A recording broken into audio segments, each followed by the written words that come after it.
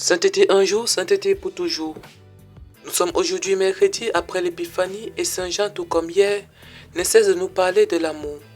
Il dit, bien-aimés, puisque Dieu nous a tellement aimés, nous aussi nous devons nous aimer les uns les autres.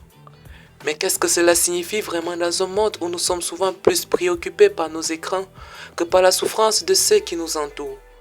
À quand remonte la dernière fois où nous avons pris le temps d'écouter un ami qui se noie dans la solitude ou de tendre la main à un sans-abri, à un migrant, à un collègue ou alors une connaissance qui est brisée par le stress, la pression ou encore la détresse? À quand remonte la dernière fois où nous avons pris le temps de prendre soin des personnes âgées que nous rencontrons ou même que nous avons dans nos familles?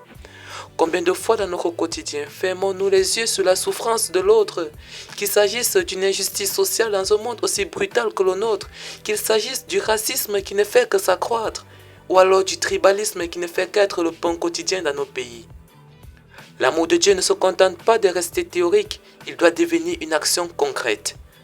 C'est un appel à sortir de notre confort, à déranger nos habitudes, à regarder l'autre non comme un obstacle, mais plutôt comme une occasion de vivre cet amour authentique et radical auquel le Messie que nous avons célébré à Noël nous invite aujourd'hui.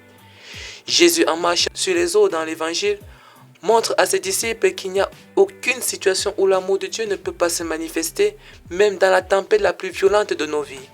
Mais pourtant, nous choisissons souvent de détourner le regard. L'amour chrétien est fondamental. Il ne se contente pas de réconforter dans l'abstrait, dans l'imaginaire. Il exige que nous fassions face à la réalité du monde et que nous soyons le changement. Comment pouvons-nous prétendre suivre un Christ qui a risqué sa vie pour les autres si nous continuons à vivre dans l'ignorance et l'indifférence de la souffrance autour de nous?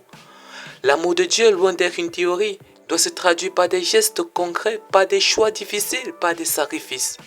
Ce n'est pas dans le confort de notre vie que nous découvrons l'amour de Dieu, mais dans les moments où nous brisons nos égoïsmes pour aller à la rencontre de l'autre, parfois même dans la douleur de cette rencontre. Si nous voulons vraiment être disciples de Jésus, il est temps de nous poser la question. Combien de fois ai-je préféré ma tranquillité plutôt qu'au Christ qui m'appelle à aimer pleinement et sans condition? L'amour chrétien nous demande de prendre des risques, celui de l'altruisme face à l'indifférence, celui de la compassion face à l'individualisme, celui de l'espoir face au désespoir. C'est ça être chrétien. Sainteté un jour, sainteté pour toujours.